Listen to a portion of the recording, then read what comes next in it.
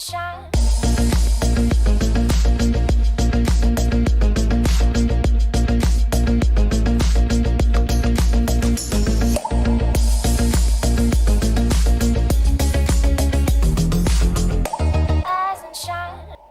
Good morning, Grenada. It's your boy Troy Gill, and welcome to Rise and Shine.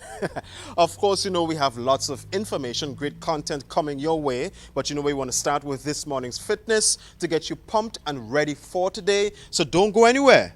We'll be right back.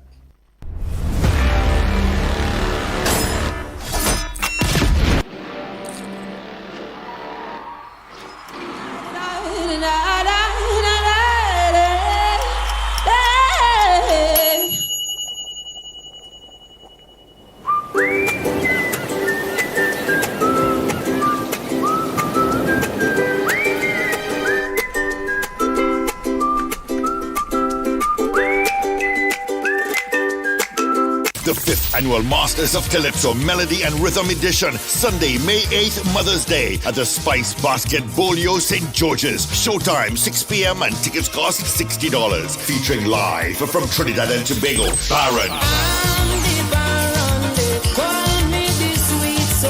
Shigalos. This party time, I'm feeling to wine. From Barbados, Red Plastic Bag. From Grenada, Beast, Scholar, Inspector, Black Wizard, Cox, Samantha Dixon, Squeezy and Moyakai. A special award ceremony for the Hitman Inspector. Let me tell you that, Inspector, eating better. Make yourself at home, young fella. Eating better. All artists backed by the Royal Grenada Police Force Band. A special cocktail on entry for all mothers. Compliments West Hall Rum. Tickets available at Mitchell's Health and Wellness Grand Anse, Grenada Optical St. George's, Kittens Pharmacy in St. George's and Grand Anse, St. David's Pharmacy, Licks and Bites Guave, Maxie's Bar Grenville. Masters of Calypso, powered by West Hall Rum's National Lotteries Authority, Flow, Senator Nolan Cox, Captain Harris Suites, Mitchell's Health and Wellness, ML Construction Services, King Elvis Taxi and Tours. One special evening dedicated to mothers. Sunday, May 8th, 6 p.m. This will be one unforgettable show. She wants style. She wants plumbing. The Nawasa app brings the power of Nawasa's customer service experience to you. Instant, conversational, and smart. Easy access anywhere. Get bill balance, transaction history for up to 6 months, report a fault, link to websites, view payment centers, contact information, push notifications, and multi-tenant accounts, all in a secure login platform. Like a self-service concierge app, mobile.nawasa.gd gets you the support you need much faster. Available on both Android and iOS platforms. mobile.nawasa.gd, your customer support companion. Nawasa, committed to meeting customers' needs.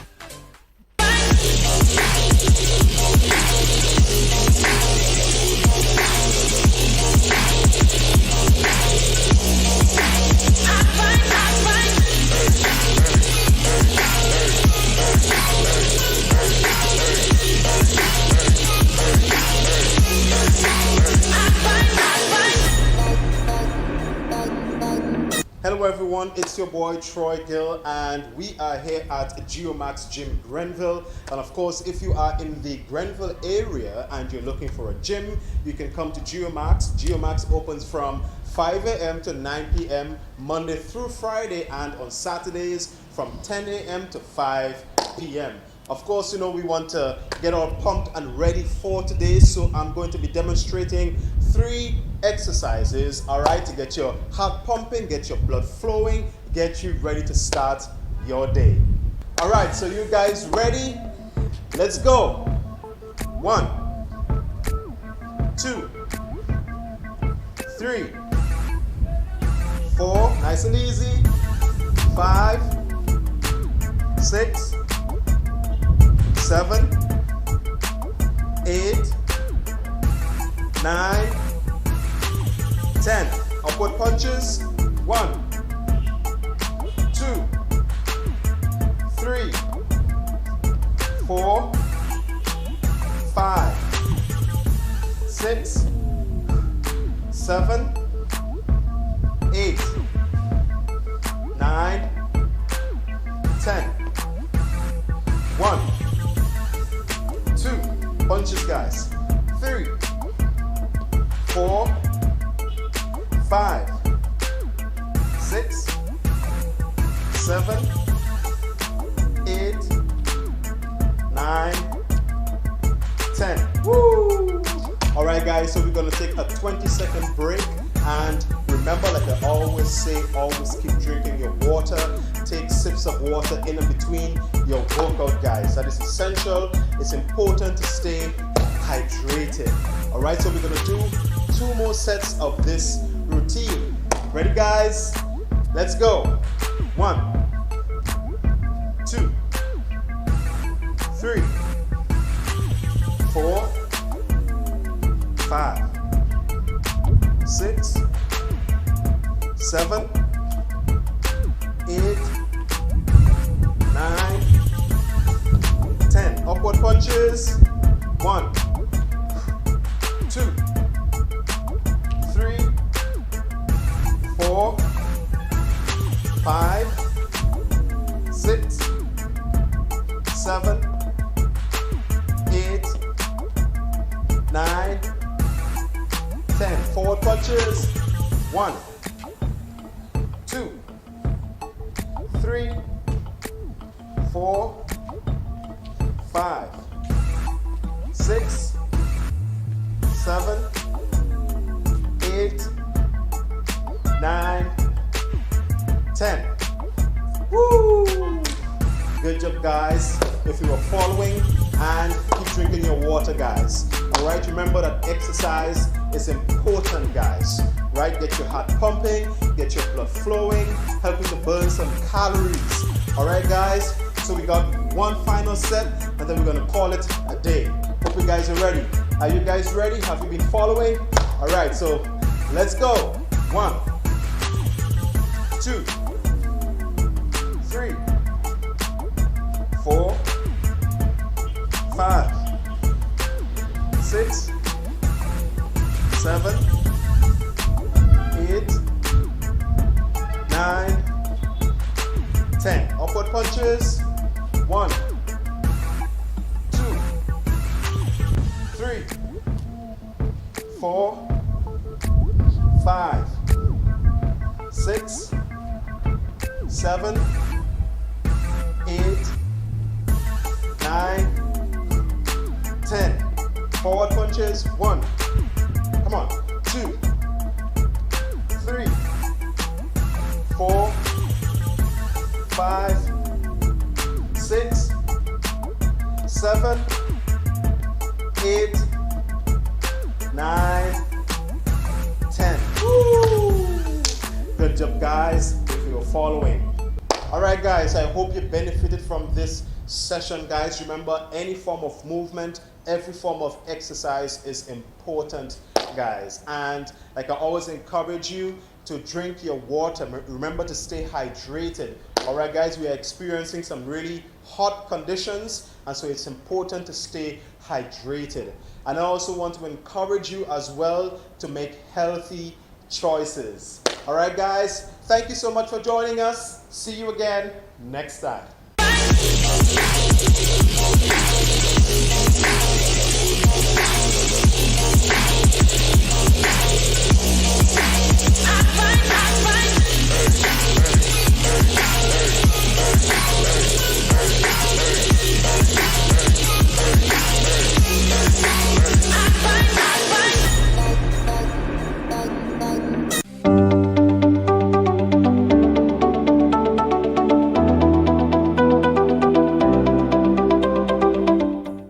The consumption of non-nutritional items that are not considered as food is a condition referred to as pica. Medical practitioner Dr. Francis Martin explained that pica can also be linked to psychological, physiological, and behavioral issues. The term pica is used to describe the action of eating non-nutritive or non-food items. Non-nutritive means that it doesn't have any nutrition associated with it, and in some instances, non-food mean that it is really not something you should be eating in the first place. Apart from the fact that there might be psychological situations that associates with pica and physiological conditions that associate with the pica, most of it is behavioral issues. And I'm saying psychological because in severe cases of people with schizophrenia, for example, or severe cases of people with dementia, Alzheimer's, they may eat non-nutritive and non-food items. The physiological causes of it can be things like poor nutrition, very, very poor nutrition, and also pregnancy. Interestingly, pregnancy can give you the sensation of wanting to eat something that is non-nutritive or non-food item. He went on to make mention of some of the non-food items which can be considered. Eating dirt, for example, or earth, it doesn't get any nutrition from it. And the potential for eating dirt is that you can expose yourself to infections like parasitic infections and what have you. Chalk is another one that people can consume. That doesn't have any nutrition associated with it. Some people may also eat charcoal, although in some instances activated charcoal is used to help poison patients, but charcoal as we know it born in a coal pit here, doesn't really have any nutrition associated with it. And strange things, some people like to taste hot stone as an issue. Dr. Martin says one of the main concerns of pica lies with the complications associated with it. Most important in pica is the complications that can be associated with it, and this is really what the whole issues are, because it is non-nutritive. They're not getting any nutrition from it, and that interferes with the overall nutrition.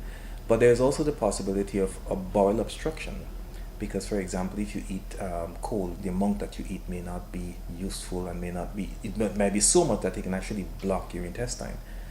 Eating dirt or mud can also block your intestine. It doesn't get any nutrition from it. And the potential for eating dirt is that you can expose yourself to infections like parasitic infections and what have you. The diagnosis of pica comes after the individual has been consuming these non-food items for more than a month consecutively. He says it is not diagnosed in children under the age of 2, as mouthing is part of the child's developing stages. Bringing it home, Dr. Martin noted that during his tenure, he has encountered some patients with pica. However, it appears to be more prevalent in females rather than males. And that's it for this evening's Healthwise. I am Donella Hostin.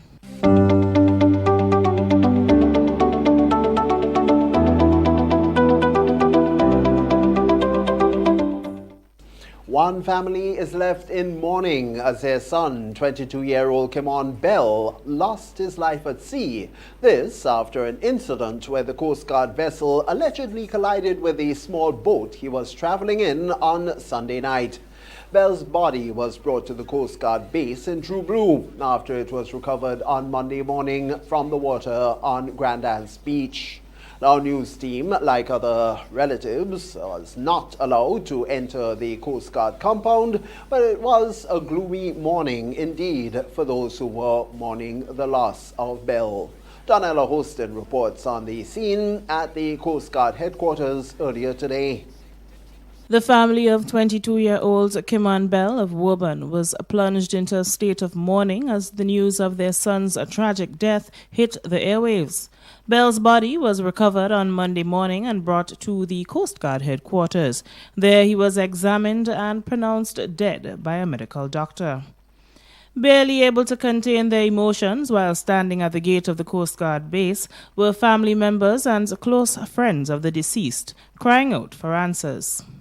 Head of the Community Relations Department, ASP Desmond Richards, stated that the Coast Guard was returning to their base when they ran over a small fishing vessel which had 2 occupants. One was rescued and brought to safety last night. He described the incident as unfortunate. It's an unfortunate and tragic incident that,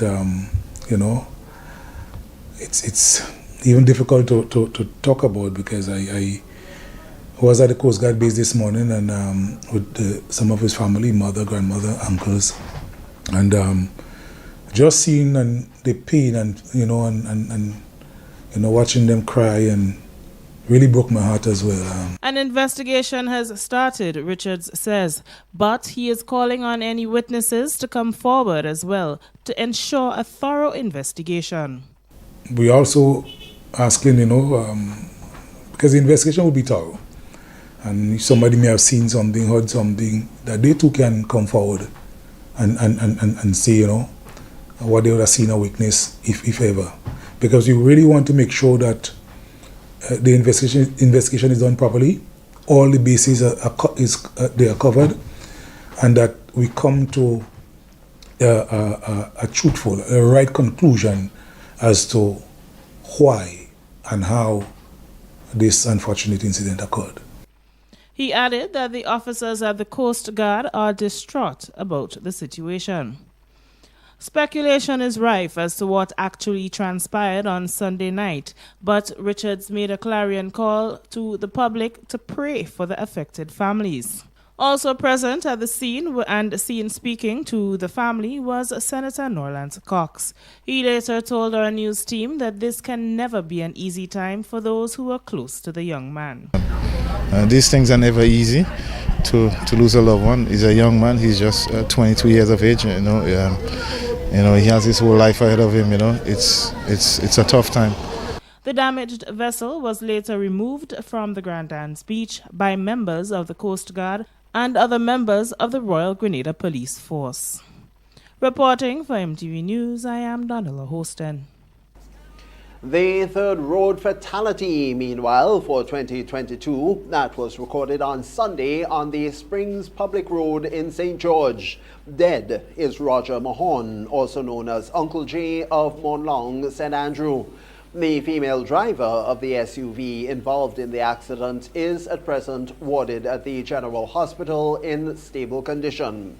We get more in this development in this report. According to the Royal Grenada Police Force, one man is dead and a female driver of a SUV is presently warded at the General Hospital after an accident on Sunday.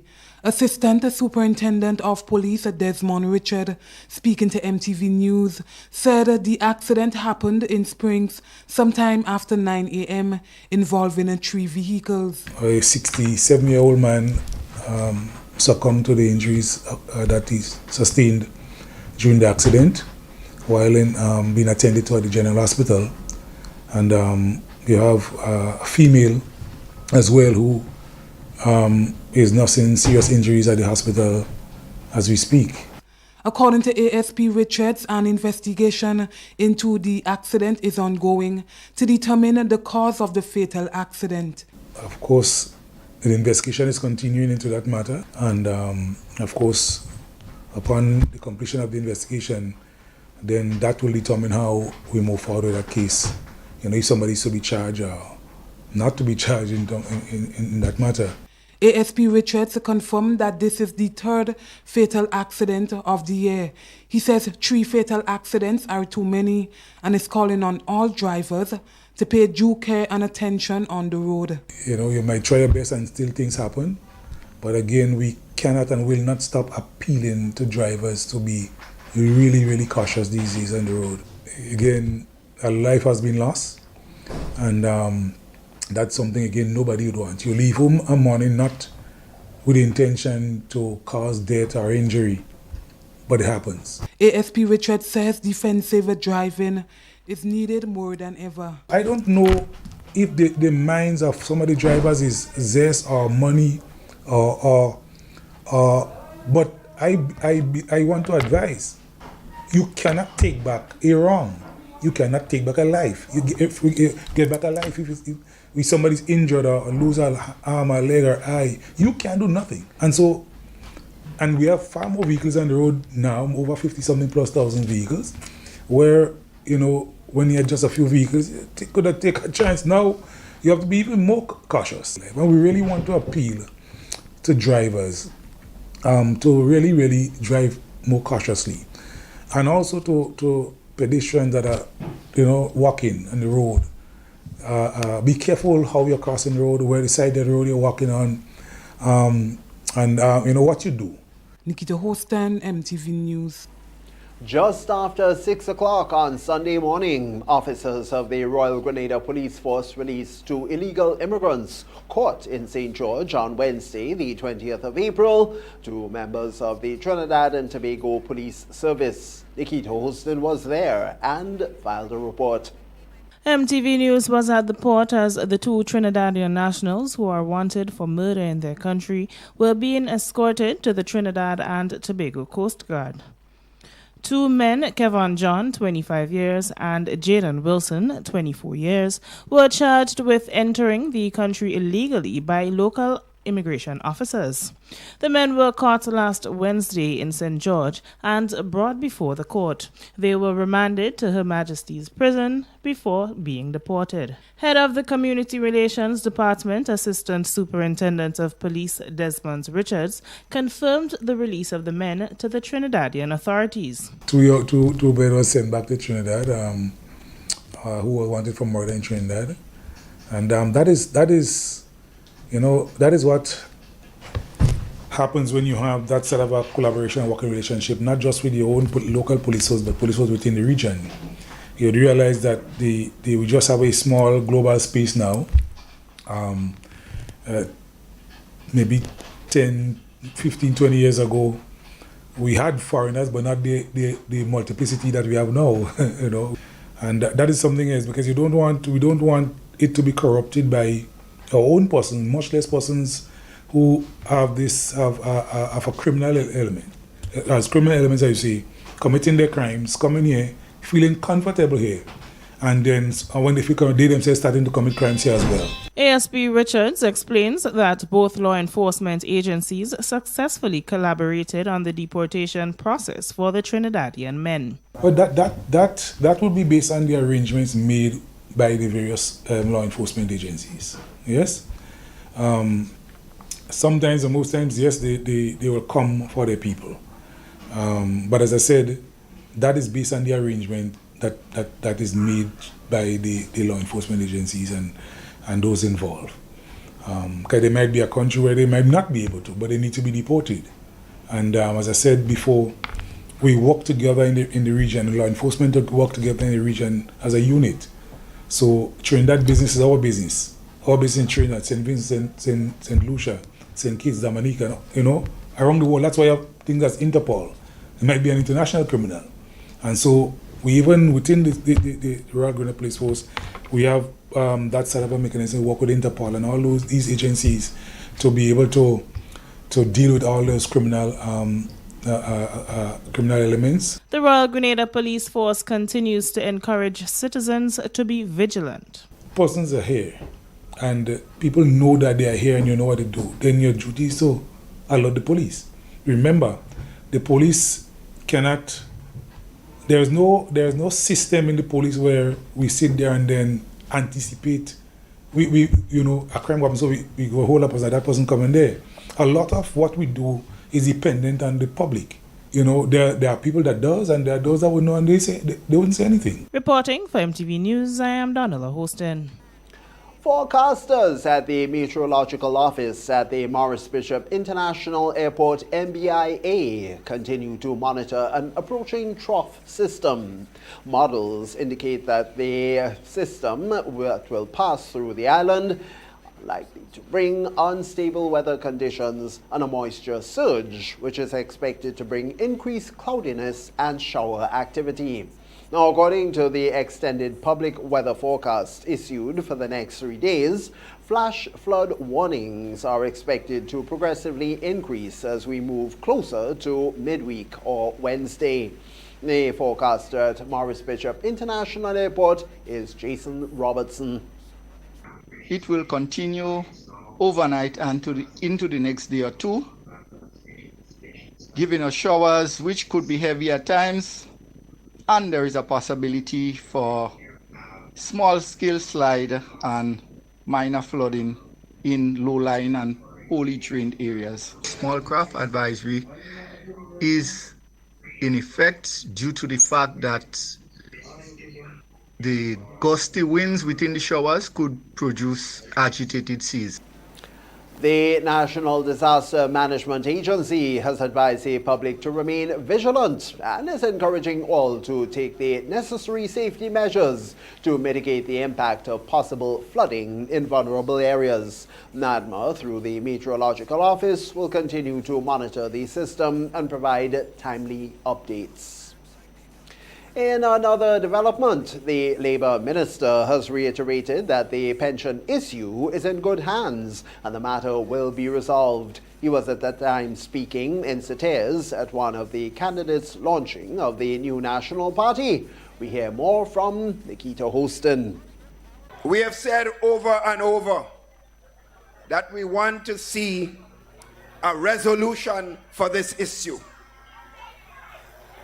As serious leaders, we have to, in fact, study the issue, study its implication, and do what we think is best for all the people of the country, and particularly so the workers of the country. The decision and implementation of this pension issue will involve not only the public workers of the country, it will affect every single person in Grenada, Carriacou, and Petite Martinique. That was Prime Minister and political leader of the new National Party, Dr. Keith Mitchell, speaking on the pension matter at the launch of the new National Party's candidate for St. Patrick East, Honorable Pamela Moses, and St. Patrick West, Senator Victor Philip. Also speaking at the launch was Parliamentary Representative for the Tongue of St. George, Peter David, who is also the Minister of Labour. He said the pension issue that the government is faced with is not an issue created by the NNP. Only recently we were able to resolve the issue of the 4%. And we resolved that because both parties sat down. Both the government and the union sat down and worked out the best possible way of solving the problems. Both sides indicated that there were issues, but you were able to resolve it at the table. This is not an issue created by Dr. Mitchell. This issue was an issue created a long time ago, but previous governments refused to address it because they understand the difficulties in addressing it. So this is not an issue that can be laid at the footsteps of the new National Party or Dr. Keith Mitchell. But the challenge has been laid at our footsteps. Prime Minister, the challenge has been laid at your footstep, and that is for a reason. I believe that history has placed this at the footsteps of our Prime Minister for a reason. Minister David reiterated the government's commitment to resolving the problem and is calling on all parties involved to sit and discuss the issue. He says this matter is bigger than the NNP. Nikita Hostin, MTV News. And now, before we take a break, some information from the Parliamentary Election Constituency Office of Carriacou and Petite Martinique. The Supervisor of Elections is informing the public that the Parliamentary Election Constituency Office, again for Carriacou and Petite Martinique, located at the Church Street, Hillsborough, Carriacou, is being relocated to Jaliv Building, Middle Street, Hillsborough, Carriacou. So please be advised that the office was closed today, the 25th of April, but will be reopened at the new location on Tuesday, the 26th of April. That new location again for you, Jaliv Building, Middle Street, Hillsborough, Carriacou. Apologies for any inconvenience in the meantime that you may have experienced during that move. The new National Party, NNP, on Sunday launched the two St. Patrick candidates, Pamela Moses for the East and Victor Philip for the West. During his presentation, the political leader, Dr. Keith Mitchell, further hinted that elections are closer than one may think. Dr. Mitchell told party supporters that 2 steps must be taken before general elections, with the first being the Prime Minister calling on the Governor-General to dissolve Parliament. Very soon, it might be a little sleep and wake, you don't know. A little sleep and wake. I will ask the Governor-General to dissolve Parliament of this country. You hear me? You heard me? Very soon, I will ask the Governor General to dissolve Parliament. In other words, the minute I do that, the minute the Governor General issue that proclamation for dissolution of Parliament, I am no longer a representative. I will still be the Prime Minister and a candidate, hopefully, the people of Northwest agree, for the next general election. Therefore, every other member here, a member of Parliament, will no longer be a member of Parliament. Dr. Mitchell urged constituencies to get their canvass reports ready. I hear some people say I'm calling it in May. Some say I'm calling it in June. Some say I'm calling it when Santa Claus coming. Some say I'm calling it next year. Well, I am telling you, get ready, sisters and brothers. Your election date will be announced soon. Canvassing report. And I want to make a special point here tonight. There was recently a rumor going around that if you don't get your new ID, you can't vote. Let me say this, nonsense. You hear what I say? Nonsense. Sisters and brothers, the voters list, that is your guide. Check your name. If your name is on the voters list and you can be identified as that voter, no one can stop you from voting. And we hear now from both Moses and Philip. The new National Party remains in the business of changing people. We change lives, and we are indeed very happy of the impact that we have had. And by the grace of God, with all of us working together, we know that we shall get it done. We are not going to stop now. We have a great track record. We have served you the best that we can. And we pledge that we will continue to up our game to serve you more. I am getting an even greater awareness of your dreams, your aspirations, your hopes and fears, your expectations, and even your worries. But you could rest assured, rest a little easier today, because we are determined and we are confident that Grenada will remain in safer hands. Work is scheduled to begin soon to remedy the Molyneux land slippage, which has seen the road closed for several months. All the geological assessments are now complete, and during a recent consultation with residents of Molyneux and surrounding areas, it was disclosed by Infrastructure Development Minister Nolan Cox that the final designs were tendered and a suitable contractor identified. However, we would not be making those announcements today. We're just closing up, finalizing a few things, and hopefully on or before just the first week, which is about a week and a half away, an official announcement will be made who the contractor is and the overall cost of the project that will be tendered. So we just want you to know that we are ready to go.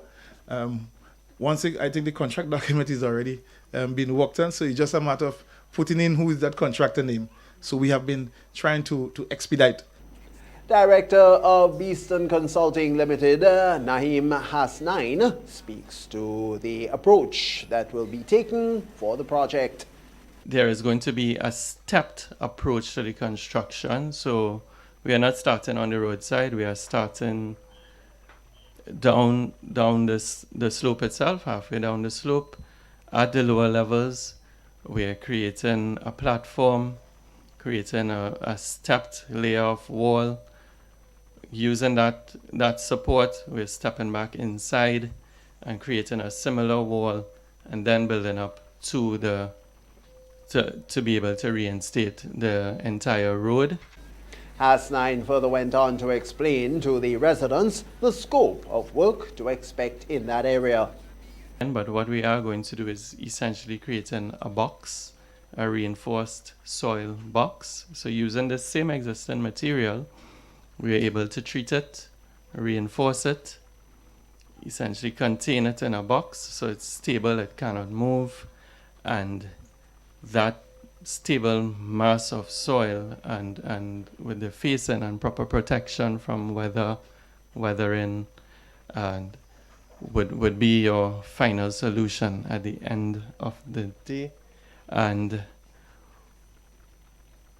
one of the things we looked at as well was to take advantage of the view. One of the things we added in here on this design was an observation platform, so that you would be able to stop and step out off the road and be able to take in the view at this level, at the road level, and then there's also going to be an observation platform at the lower level. The Live Sally Organization for Development, in conjunction with the Grenada Cultural Foundation, hosted its 2022 Saraka festivities at the River Sally playing field on Friday.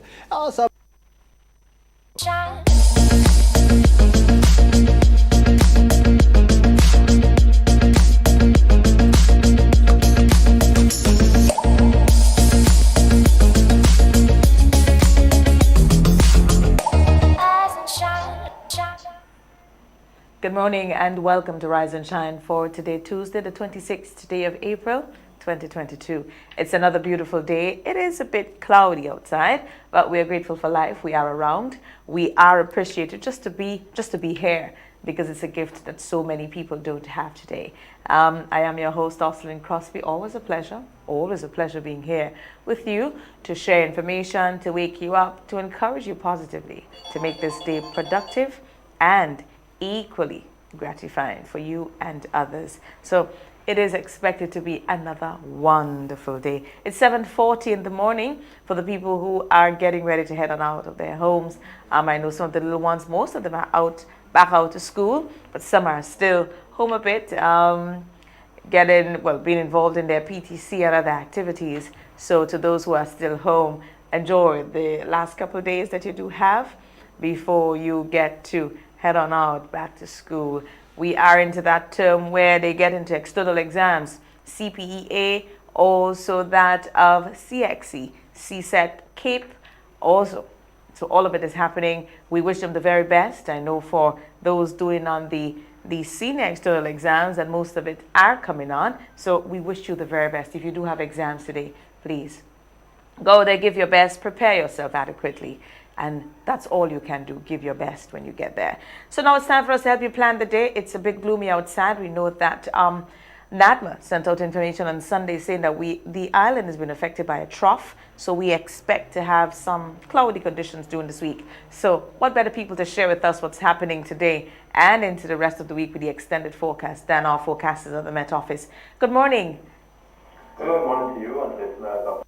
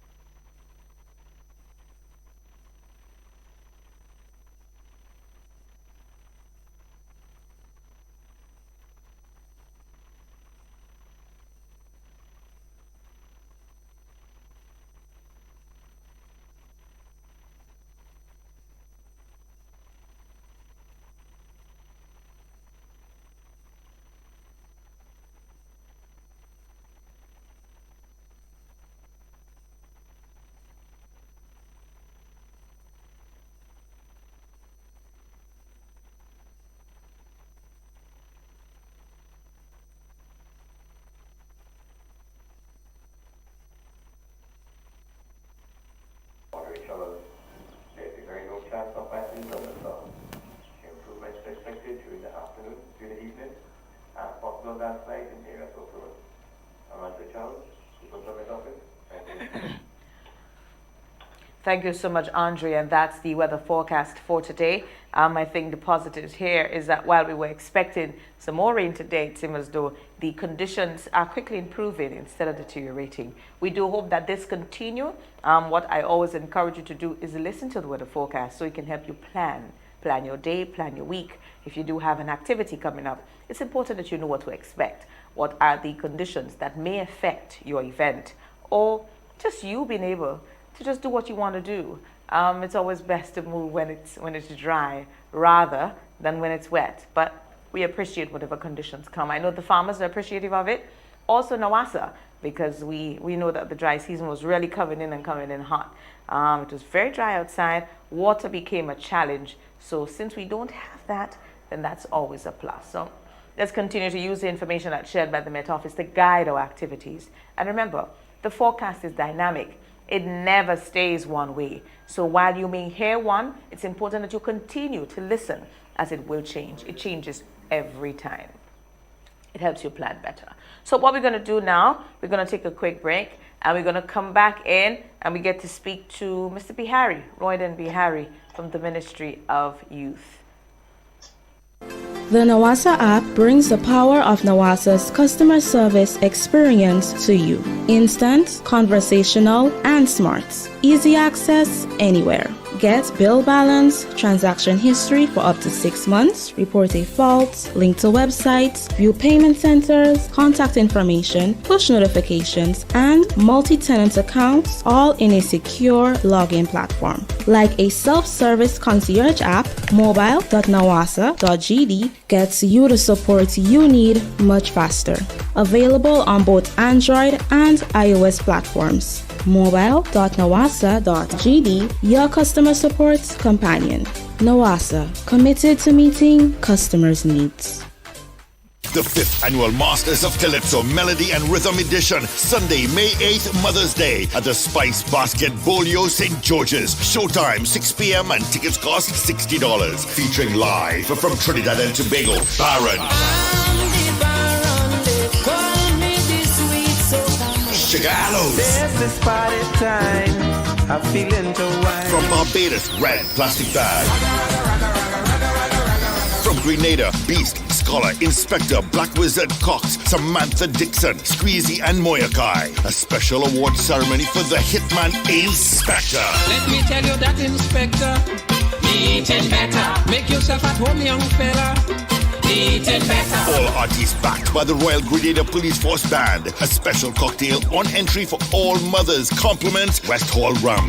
Tickets available at Mitchell's Health and Wellness Grand Anse, Grenada Optical St. George's, Kittens Pharmacy in St. George's and Grand Anse, St. David's Pharmacy, Licks and Bites Guave, Maxie's Bar Grenville. Masters of Calypso, powered by West Hall Rum's National Lotteries Authority, Flow, Senator Nolan Cox, Captain Harris Suites, Mitchell's Health and Wellness, ML Construction Services, King Elvis Taxi and Tours. One special evening dedicated to mothers. Sunday, May 8th, 6 p.m.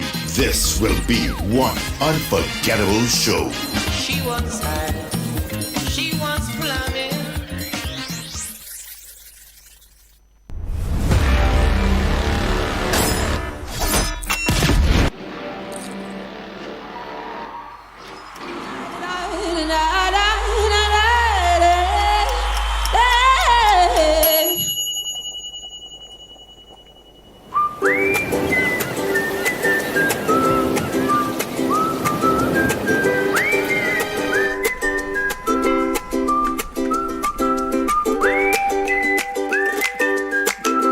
Did you get your electricity bill to be so low?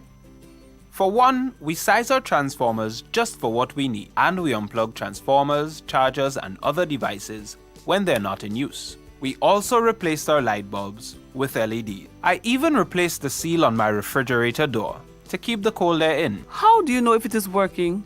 We pay attention to the usage history table. Over time, our average usage has decreased. Renelec, energizing our Grenada. We support you at every stage of your life.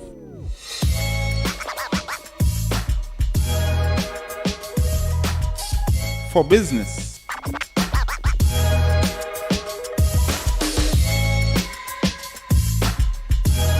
For your education. For your financial freedom.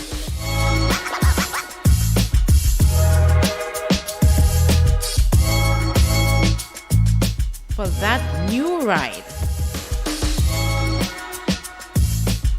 Upgrade your life with the Communal. Contact us today.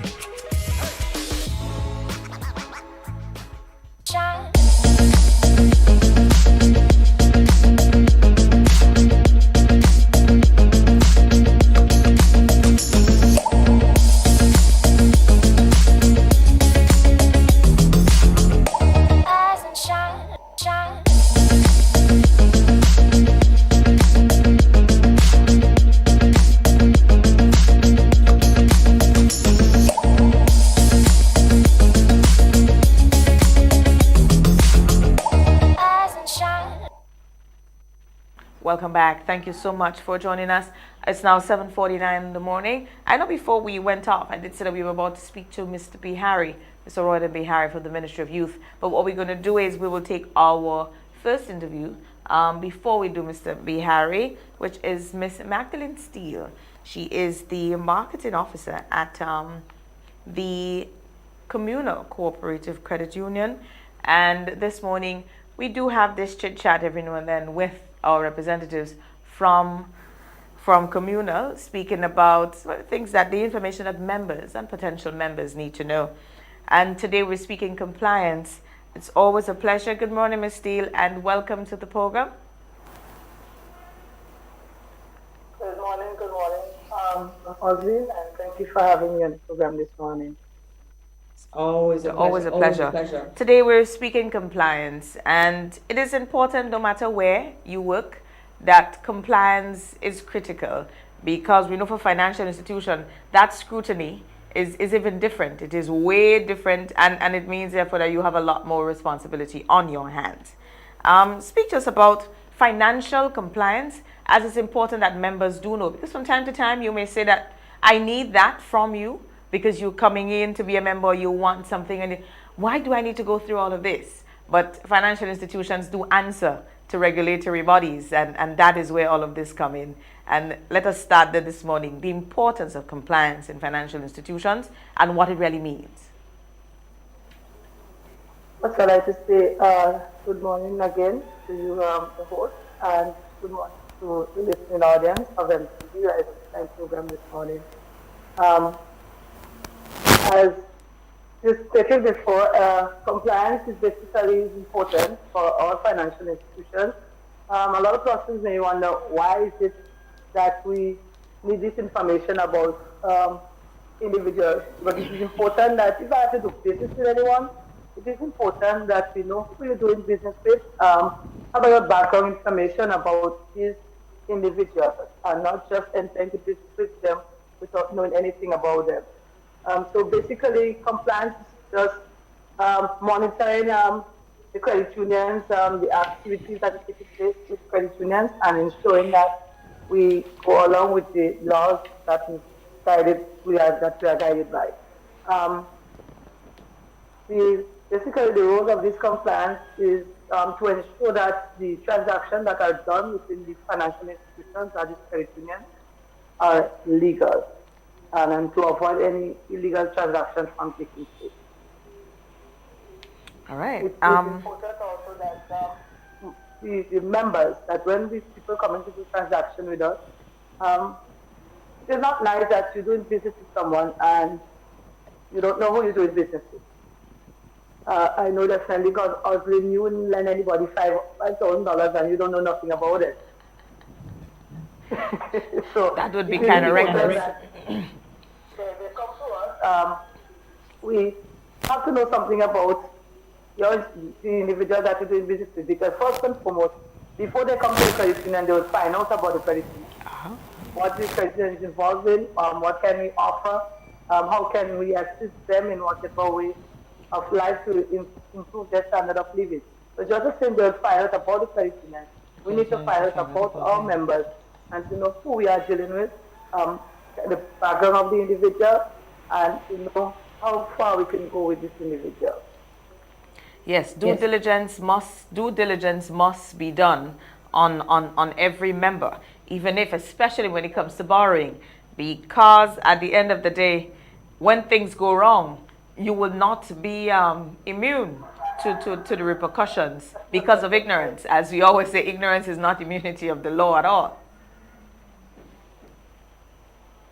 Definitely. So we simply just asking, and the items that we normally ask for is just basic items. To make sure that you have a valid ID, a valid teacher ID, so at least we could put a name to the face or face to the name also. Driver's license, passport, these are valid IDs. We also ask for proof of income because I wouldn't credit you something and then I don't know how you're going to pay for it. Because you want to come open an account at the credit union and then, okay, we'd like to know where would that money coming from to maintain the account, to sustain your loan. We'd like to get that information from you because it is not nice that, okay, you open an account and we do not know where you're working. How are you going to finance the loan? Who's going to help you pay the loan? And this other thing. We also like to know your address. You ask for a proof of address. We bring in a utility bill also. So we have an idea of your place of residence. We also ask for contact numbers, email addresses. So in that way, with a contact number and an email address, we could have a constant rapport with our members. Whenever there's information to disseminate, we have contact with means and ways of getting that information to our members. And also, it's good to keep in touch with members. So give them a call and then know what's going on. Let them know that we have promotions going on and whatever way we can assist. So it is very, very important that we have as much information as possible about our members, know who we are dealing with, and as well as they know who they are dealing with, and we can carry on from there. That is important. That is very, very important. Another thing that we recognize, though, is that a number of Grenadians who's living in the diaspora often want to keep an active account here. Something may pop up, a family member, and they can assist or have that backup here, their savings or so. What are some of the special requirements for these people? Because we know we have some legislation. I remember a couple of years ago when the Caribbean had to sign on to FATCA.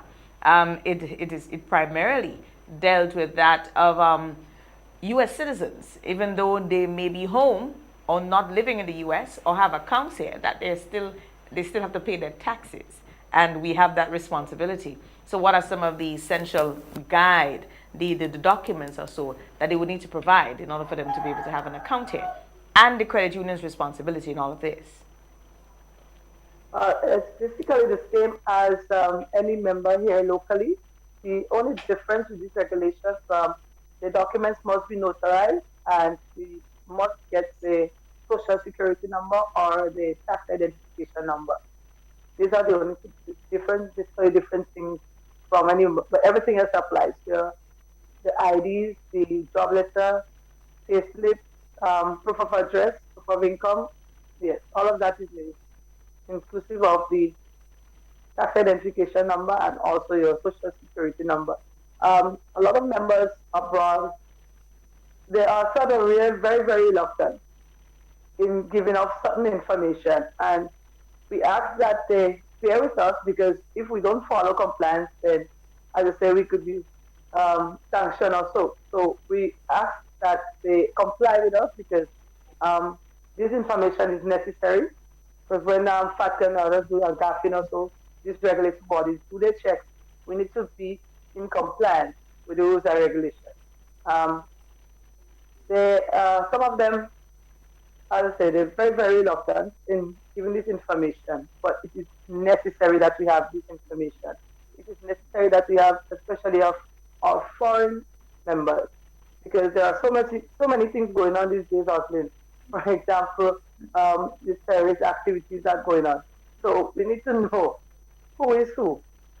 It doesn't matter wherever you are, we need to know who is who and who we are dealing with.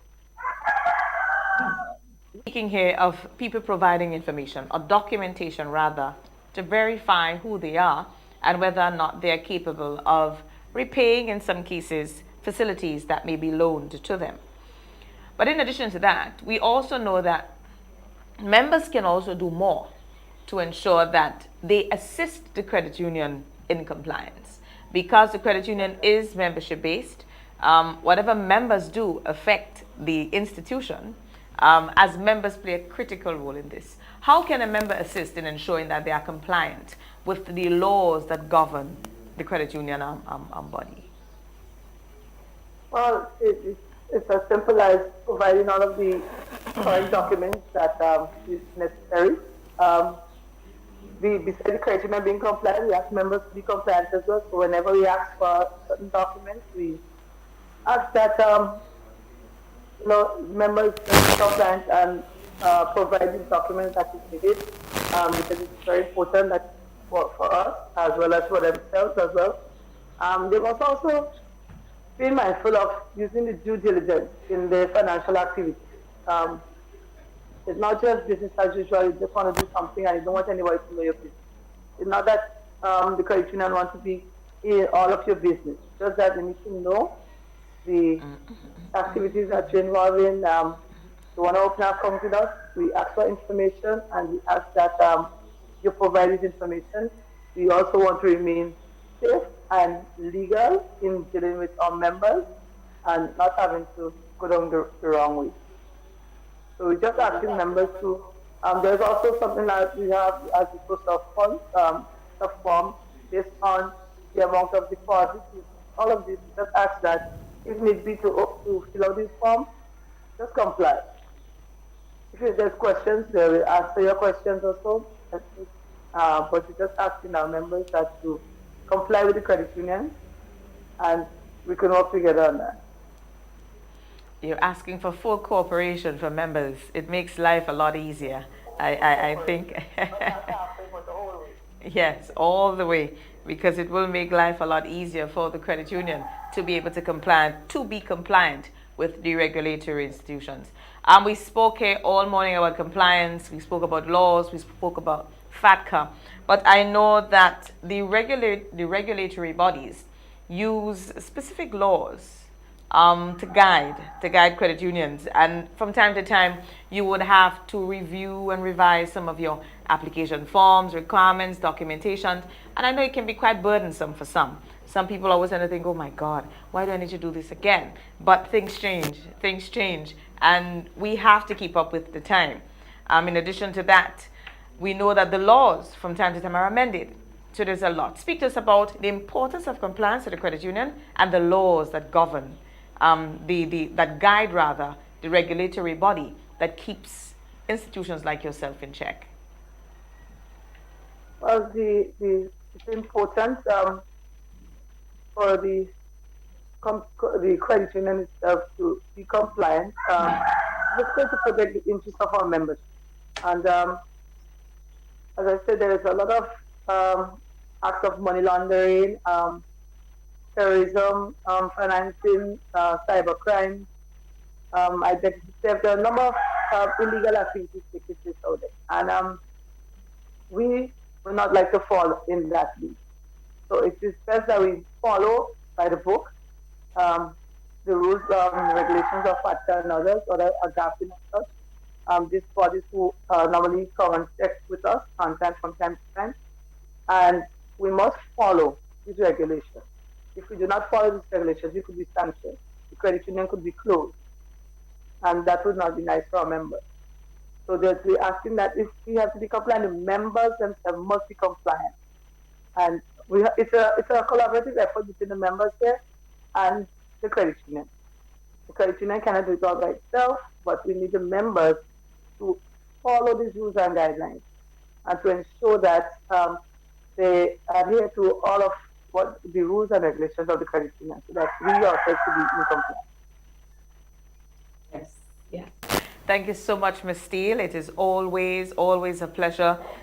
These reminders are never too much, because we know from time to time we do have a number of new workers entering the market and wanting to open up accounts, those who may not have had one before. Or as you do get out in the workplace, and everybody's always trying to acquire or build their asset base. And financial institutions do provide that kind of support. So it's important that we continue to share this information, as it will help guide them as to what they should and shouldn't do, and also help them prepare for when they have to come to you. Then they get everything together. Of course, it removes the delay in time having to process it, because you have all the information that you need. Any parting words from you before we run off? We'd just like to highlight again that to our members, we asking that you come in as soon as possible to update your information on the system, because most of the time some of them will complain that we don't know what is taking place, but as I say, it goes back to being compliant. It goes back to you coming in and updating your information, so that way you know everything that is taking place with the credit union, what is going on with the credit union. We'll be aware of all our promotions and what is offered. We ask the person to come in to update it as soon as possible. And for those who are looking to, or potential members, to open an account with us, what is needed is 2 valid picture ID. That could be your driver's license, your NIS card, your voter's ID, your passport must be valid.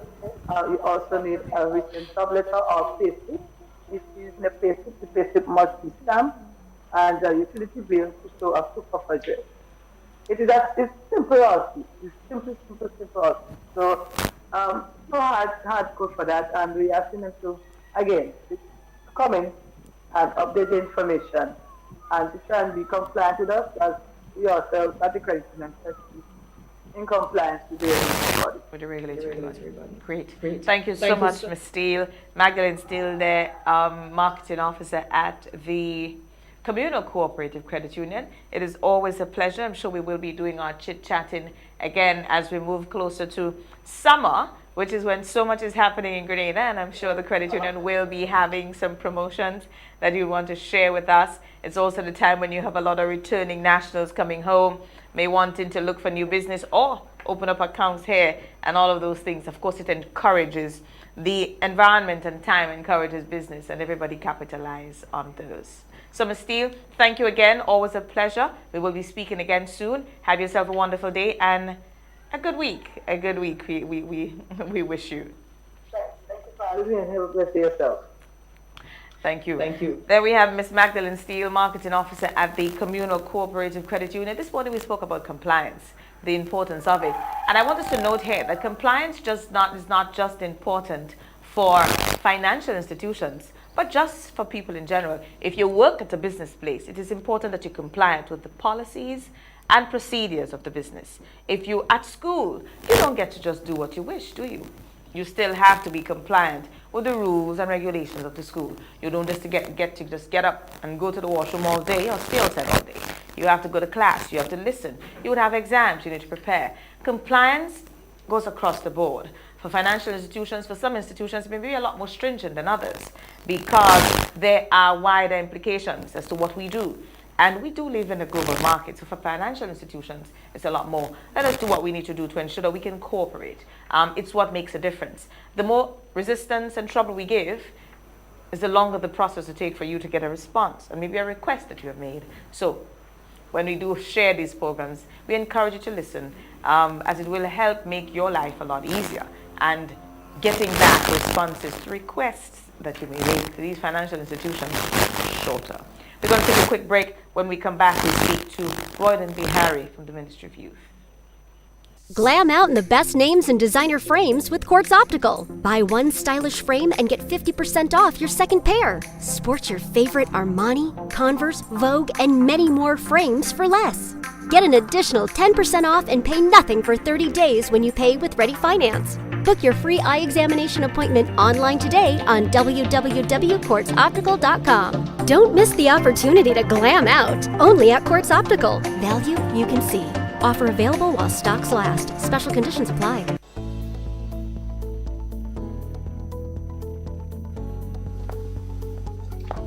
Angie, don't you know that you should not fly a kite near electrical poles and wires? You should only fly it in open areas. If the kite gets stuck, it can cause power outages throughout the village. Then I'll just pull it down, Johnny. Simple. No. You shouldn't do that. You can get shocked. you should call Grenlec at 237 and they will come and help. Never fly kites near the power lines. If your kite ever gets tangled, do not attempt to remove it on your own. A message from Grenlec, energizing our Grenada. We support you at every stage of your life.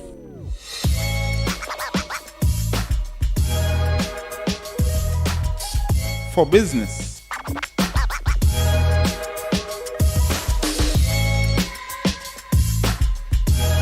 For your education. For your financial freedom.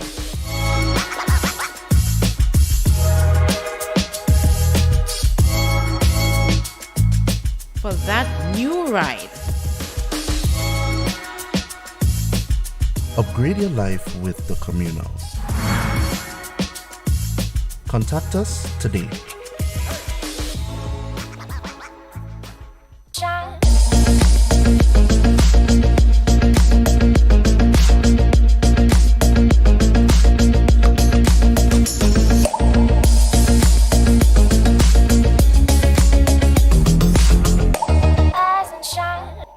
Welcome back. Thank you so much for joining us. Now 9 minutes past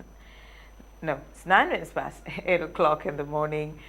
Just about getting into our second conversation for today. Thank you so much for joining us. If you are just joining us, always a pleasure, and he's no stranger to Rise and Shine. Good morning, Mr. Bihari, Royden Bihari, Youth Coordinator in the Ministry of Youth. Thank you so much for joining us this morning. Good morning to you, Oslin, and to all the viewers of MTV and other social media platforms of your company. It's indeed a pleasure to be here with you. Yes. And well, as I said, always one for us to share, also to speak with you. Royden, today we continue our conversation on youth. The many opportunities that government have available for young people and how they can be a part of it, how they can take advantage of it. And I wanted to start off our conversation this morning because I know on the weekend we heard the Prime Minister speaking about we know that the unemployment issue, it continues, but will continue in that area. One of the areas that he did raise is that of the Imani program, and a new batch of candidates were recently welcomed into the program. Let's start there on the many opportunities that we have for our young people. That aspect being that of training, 2-year training, and we know that it has yielded or being a start for many. So let's start our conversation this morning on that opportunity. Definitely. The new Imani program is one of the many programs and projects or platforms of the Division of Youth Development that provides holistic opportunities for young men and women throughout the state of Grenada to be trained and provide them with apprenticeship and direct skills training so that they can be prepared for the world of work.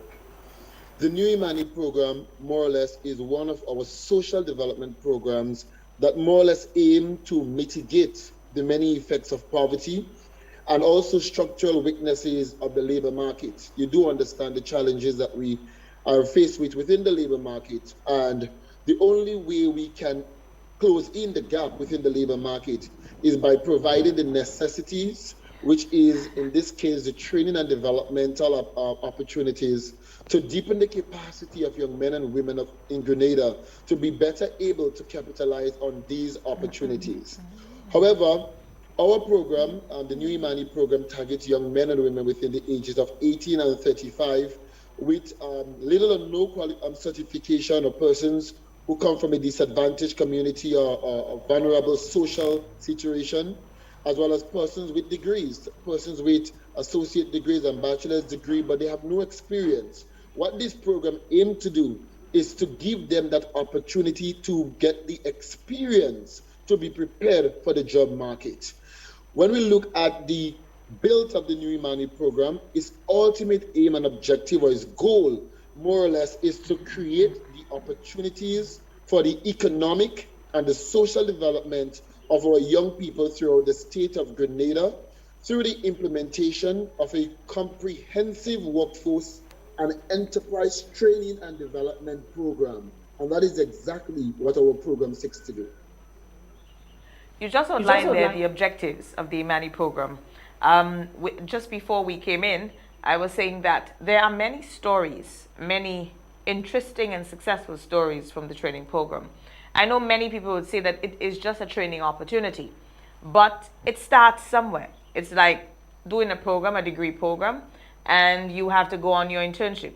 It is the classroom prepares you for the workplace, but getting actual experience, it's totally different. And that is what it is. It is a start. It is not meant to be work for you. It is meant to be impetus or trampoline for you to grow. Let's expound on this right then. You're totally correct, Ms. Crosby. And I always say to people, when I speak about the New Imani program, I look no further than myself. I began my journey in the New Imani program in 2006. And I've worked my way up the ladder, not by provided, not by giving or granting me handout, but by providing me with an opportunity to rise and providing me with an opportunity to prove myself, to get the job done, to take it serious and to use it as the impetus for success, or to use it as the platform for success or development. And this is what I did.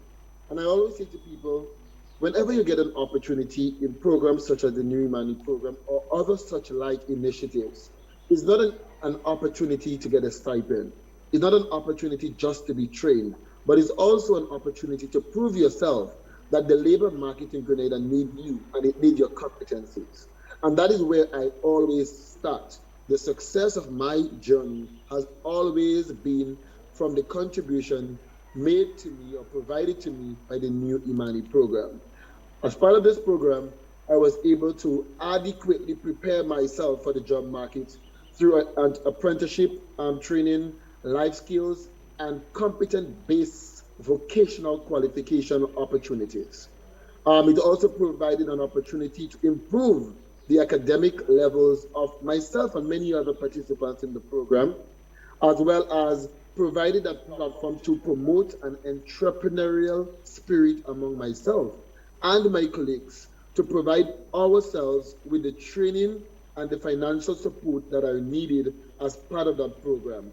But moreover, it was a platform that actually lent itself to patriotism and social responsibility among all of our young people, including myself, through community service initiatives, and the list can go on and on. And what I like about the Imani program, Ms. Crosby, is that the program is not just rolled out or implemented in a vacuum. It is linked directly with our national goals. It is linked to the MTA, which is the medium-term agenda of government, which is a strong pillar of the government of Grenada mandate. Two particular pillars that it is linked to is one, enhancing social capacity and citizens' well-being, and two, accelerating sustainability development as well as inclusive economic development. And these two MTA pillars that are strategically outlined in the MTA fits directly into the aims and objectives of the New Imani program. And I think because it is linked, it provides a platform for young people like myself and many other young men and women throughout the state of Grenada to see themselves align in accordance to where the national development priorities are headed. Not just that, but it provides our young people with the opportunity to shine. Now, if you, and Ms. Crosby, you leave school, and everywhere you send an application, they ask you, what are your experience? You see the job opportunities advertising, it says to you 3 or 4 or 5 or 10 years experience. Now, the experience that you need to capitalize on the job market opportunities does not just come overnight. It comes with entities and individuals granting the opportunities to young men and women to gain the experience so that they in turn will be able to contribute towards the gross domestic product here in Grenada and not leave our state and go to another country to actually provide the labor that we as a small developing island or country is in dire need of. And that is exactly where the New Imani program fits. It fits comfortably into the opportunity to close in the gap, the opportunity to gain the experience, and the opportunity where our young men and women can become employable, while the government of Grenada does not have a responsibility to get a job for every young man or every young woman. The government role here is to provide the enabling environment so that young people can gain the training and capacity developmental opportunities so that they can be prepared for the world of work and they can be prepared to actually capitalize on job opportunities. And that is exactly what the Division of Youth Development is endeavoring to do by providing a platform for young men and women throughout the state of Grenada to be better prepared for the job market. I think I appreciate that explanation this morning, because it is important. It is always important to note that opportunities, one, critical in one's development. You spoke about the importance of experience. Every single job advertisement that you see or there asks for experience. How do you get it? And that's the thing. To me, it is always best when you can work with people who have none, because then you're writing in a new book. And then as an employer, you now have a responsibility to ensure that what you feed them, that you're making a difference in their lives, because in the next 15 to 20 years, they will be going back on those starting days. What you do then will make a difference as to the tomorrow. But in addition to it, the linkages are even more critical. Being able to start here, but it does not determine your final destination. It is your start. And starting the race means, therefore, that you have an opportunity to win it. Your success or failure is dependent on you. And it is important that we speak to our young people about this. And when we counsel them, that we counsel them in that light. Opportunities are not simply meant to just be one that you just take up and say, okay, this is training, you're getting a stipend. No, use it as a trampoline to make a difference as to your tomorrow. Yes, you're so correct. And that is why, Ms. Crosby, we at the Division of Youth Development, we are never comfortable with where we are as it relates to the provision of services in an efficient and effective manner to our young people throughout the state of Grenada. And as a result of that, government's mandate is always about providing more opportunities for young men and women. As a result of that, only weeks ago, the Division of Youth Development, and to an extent the government of Grenada, launched yet another batch of participants to be part of the new Imani program. Over 1,200 young men and women actually got an opportunity to be part of this project. And to some of us, Ms. Crosby, it may just be a project, it may just be a program, but to so many young Grenadians, it is actually the provision of hope for themselves and their families. So many of our young men and women who are now given an opportunity to be part of the program, because they do understand budgetary constraints, more or less in many instances, will actually cause or create the opportunity to actually have a cap on how much you can take into the program at any one time. However, it is never our hope to actually stop there. And that is why every year we keep looking at ways and means through which the government of Grenada, the Division of Youth Development, can actually get more resources, finances, and other means to ensure that more young Grenadians are provided with an opportunity to live their standard of living, to live their educational opportunities, to leave the opportunity for them to provide for themselves and their families.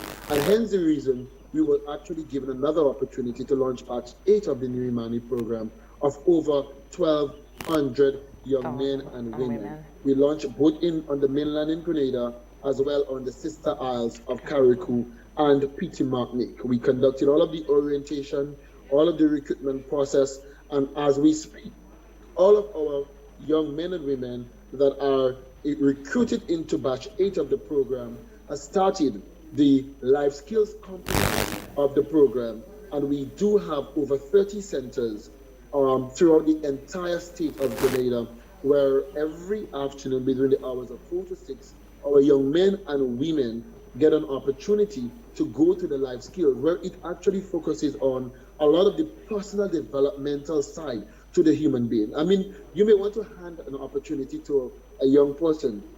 However, if they are not prepared personally and otherwise, it means that we are spinning top in mud. And as a result of that, we felt it is vital and it is critical at the Division of Youth Development to not just provide an opportunity for our young men and women, but also ensure that the personal aspect, the dress code, the etiquette, the respect, the time management, the people handling skills, the customer service, how do you deal with situation? How do you overcome the hurdles? How do you deal with challenges in the workplace? We try to deal with this thing for the first 3 months of the program and periodically refresher opportunities throughout their lifetime in the program so that when we send them out, they can be a total package or close to a total package to provide the level of expertise and to provide the level of service that the Grenada labor market needs right now. And that is exactly what we are proposing as part of the Imani program and what we have been providing to our nation. I endorse that, because these are the skills that are needed in the workplace, because we see it is lacking. And if we can continue to do it, I'm sure by the next 5 to 10 years, hopefully we can start seeing a shift in tide as to the delivery of service, because it goes back to that, delivery of service. Business, we are either in business to provide goods or services. In some cases, we do both or one. But if the people that we have to come in contact with don't have those critical skills, then I think we know that it can have some detrimental impact to one's business. And the Imani program, I know from a structure, provides this. And it is my encouragement to young people to use it as a trampoline. Use it as a trampoline to move forward, not necessarily worried about that it is not an established position, but you now need to go there and shine. Remember, you will be assessed. You can be your light. You have to be your star. When you go into the workplace, I may see talent in you, but if you don't apply yourself and don't possess that willingness to want to grow, there's only so much that an employer can do for you. Let your work be your star. Definitely. Yeah, I think I couldn't say it better than you said, and that is why, Ms. Crosby, we try our best to link the training opportunities that we're providing, especially in the last few batches of the program that we rolled out. We link it to the needs of the labor market, and we link it to the needs in the job market, because we don't want to just train young men and women to be trained. We want to be training them so that they can capitalize on the opportunities within the job market. And hence the reason, before we even roll out batch 8 of the program, we ensure that we went through a thorough process of understanding where the needs are in the market and where our focus will be for the program for batch 8. So some of the areas that we will be focusing on as part of the batch 8 apprenticeship and direct skills opportunities are areas in the marine industries, both building and small engine repairs and welding. We also looked at areas within the ICT, plethora of services, printing and graphics, introductions to ICT, mobile app development and web designing. And you do understand and know of the tremendous amount of money that are within this market to make. Not forgetting the area of administration, accounting, and as well as customer service. We also focus some areas in the areas of healthcare, in the nursing assistant area, the patient care, as well as other areas like general hospitality and attending on the hospitality side, while we looked at the area of construction and the buildings, furniture making, wall and floor tiling, electrical maintenance, and general construction. And not forgetting agriculture. It's a pivotal area for us here at the Division of Youth Development as we continue to collaborate with entities and government agencies such as the Ministry of Agriculture, SIEP, and the list can go on in the areas of modern sustainable agricultural practices, as well as the general aquaculture area, are some of the key areas, and we did not want to conclude some of the areas without looking at the possibilities within the solar energy area, where we're going to look at PVC installation and photovoltaic installations are all areas that we felt are critically needed within the job market here in Grenada, and not just in Grenada, within the region. Some of our persons that we are training as part of the program right now are able to capitalize on opportunities throughout the region as well as throughout the world. And nothing, Ms. Crosby, makes me as happy as when a young man or a young woman reach out to me and say, Mr. Bihari, I have been part of the Imani program, and today here is where I am. Here is my success story. Only about a month ago, a young man that actually was part of the Imani program in 2017 reached out to me and he said to me, I know you don't know me on the MSN message. However, I would want to thank you for giving us an opportunity in the Imani program. You always come to speak to us at the youth center. And I could not remember, up to date, I don't remember who the gentleman is. And he said to me, today he's working for the company that produces chicken franks in some part of in the US, and he's earning X amount of money, and this is attributed to the opportunity provided to him in the new Imani program. And these are the kind of success stories that actually bears testament to what the Imani program continues to do and has done for people in the past. Today, yesterday, and it will continue to provide that kind of opportunities for young men and women to shine, realize their potential, find the comfort zone, go out there, break barriers, exceed expectation, and go out on the sea, sail with a will to win, and not seeing the failures that come with it. Because with every opportunity comes great challenges. But what is important is the opportunity to endure till the end. Excellent. I don't think I need to ask you another question. On this note, I think we can conclude because it's important to speak of the opportunities and how best you can use them. Because we would always hear the criticisms on the programs or activity that are initiated or put forward. What we need to see, though, not the challenges rather, but look at the opportunity and see how best you can harness it. And that is what I wanted our conversation to focus on this morning, and I think we have achieved this. It is important that we learn to look for the many opportunities within the adverse challenges that we will face. Life is not easy. There's no smooth road and know where we go. It doesn't matter where we live. When we're driving on the highway, is life always a highway? No, it's not. At some point, we have to go off-route. And off-route is usually the bumpy part, but it teaches us how to maneuver. It teaches us how to be better drivers, and it is what life is about. Preparing us for not just the good days, but the tough ones, and how we can keep going, what it is that we need to keep us going. And that is what I want to encourage our young people to do. You use the opportunities. Don't see it as a stumbling block. See it as an opportunity. See it as a platform. When you keep jumping, it's like on a trampoline. You jump every time you bounce and you go up, you come back down, you go higher.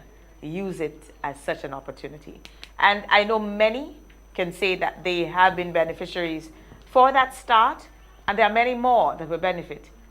Take advantage of the opportunity and make the best of the opportunity that's provided for you through the program. Mr. Bihari, it's always a pleasure. Thank you so much for sharing with us today. We will be speaking again, I am sure. We will be talking again, because I know there are other programs that we did not even touch on. We actually had an opportunity to stay within that program, because I think it is big enough to share. It has been around for quite a while, has benefited many. What we need to do now is encourage our young people. Get involved, yes, but understand how to efficiently use the platform to make a difference. To you and the team at the ministry, thank you again. Have yourself a wonderful day, Mr. Bihari.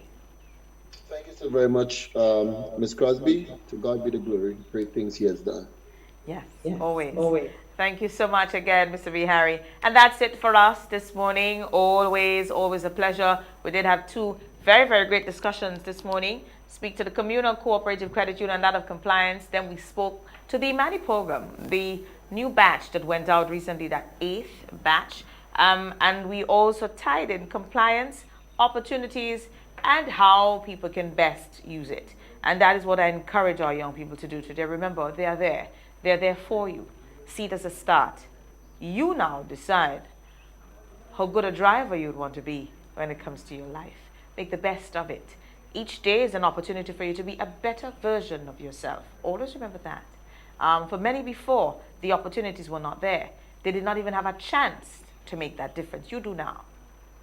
Grab them with both hands and let your work be your star.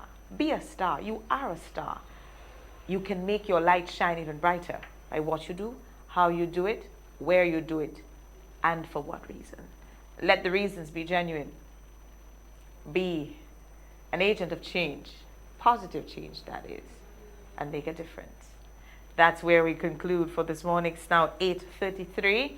It is still gloomy outside, as we heard from the weather forecasters. It's going to be a bit overcast today. A low chance of the thunder showers. We are grateful that the conditions are improving and not getting worse as we thought, as we initially predicted, and that is always a plus. Remember, whenever we say worst and better comes, let's do this. Let's accept it for what it is. Not make noise, but accept it, because it's always better when it's not worst. Yeah. So be safe, everyone. Please be safe on the nation's roads. We had 2 unfortunate incidents over the weekend.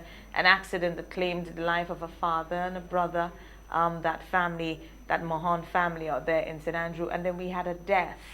An unfortunate, very, very unfortunate incident.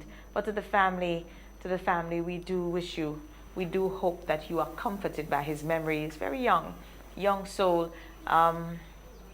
Both Woburn and Grove in mourning, as I know you also had roots up on that side. So to the families affected, we extend our condolences to both. Please stay strong in this your difficult time. Remember, difficult times don't last, but we do get to wake up and see the sunrise. Be comforted in their memories. Be comforted in their memories. And that's it from us today. But before we run off, I want to say a happy birthday to one of my team members, Sugars. It's your day today. I'm sure that you'll be making, it's going to be a fantastic day. Tomorrow morning, you don't have to be here early, but I do hope you enjoy. Whatever you choose to do today, enjoy your day. It is Sugar's birthday. Make the best of it. Make the best of it. Beautiful day it is, and let it be a fantastic year for you. So the team, Elton, Sugars, Tanya, thank you so much again. Our guests, our sponsors, thank you for always supporting this venture. We do appreciate.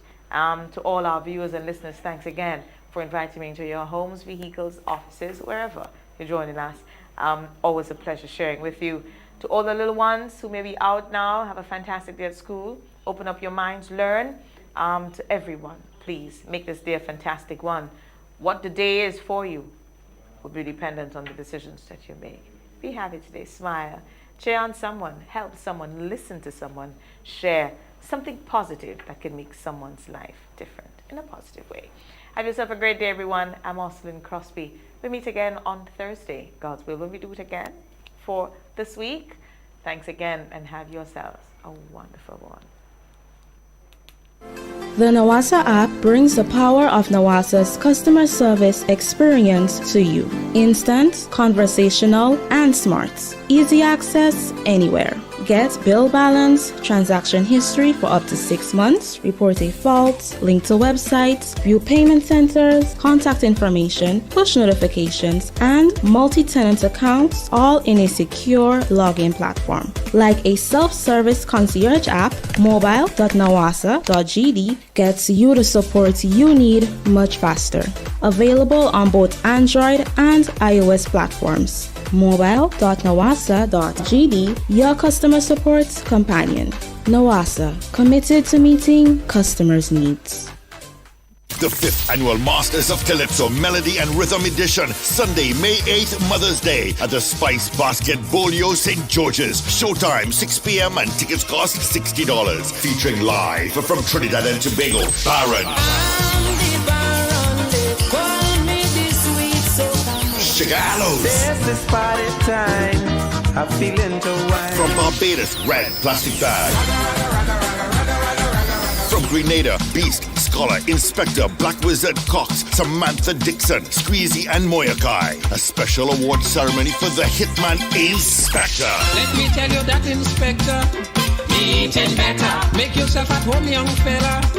eating better. All artists backed by the Royal Grenadier Police Force Band. A special cocktail on entry for all mothers. Compliments West Hall Rum. Tickets available at Mitchell's Health and Wellness Grand Anse, Grenada Optical St. George's, Gittins Pharmacy in St. George's and Grand Anse, St. David's Pharmacy, Licks and Bites Guave, Maxie's Bar Grenville, Masters of Calypso, powered by West Hall Rum's National Lotteries Authority, Flow, Senator Nolan Cox, Captain Harris Suites, Mitchell's Health and Wellness, ML Construction Services, King Elvis Taxi and Tours. One special evening dedicated to mothers. Sunday, May 8th, 6 p.m. This will be one unforgettable show. She wants style. She wants plumbing.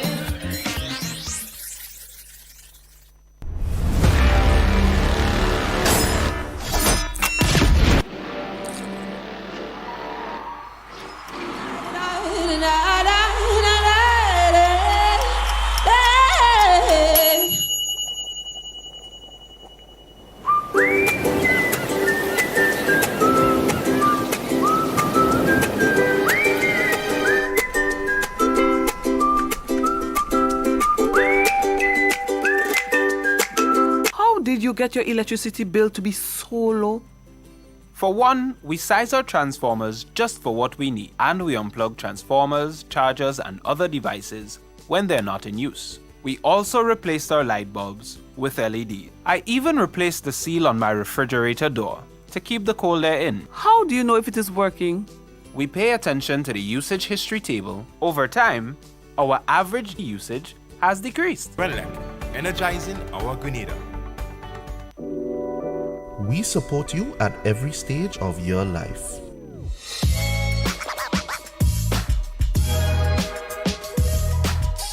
For business.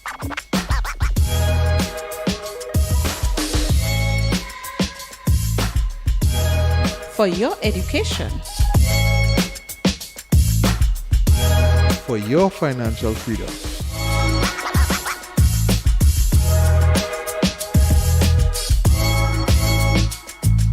For that new ride. Upgrade your life with the Communal. Contact us today.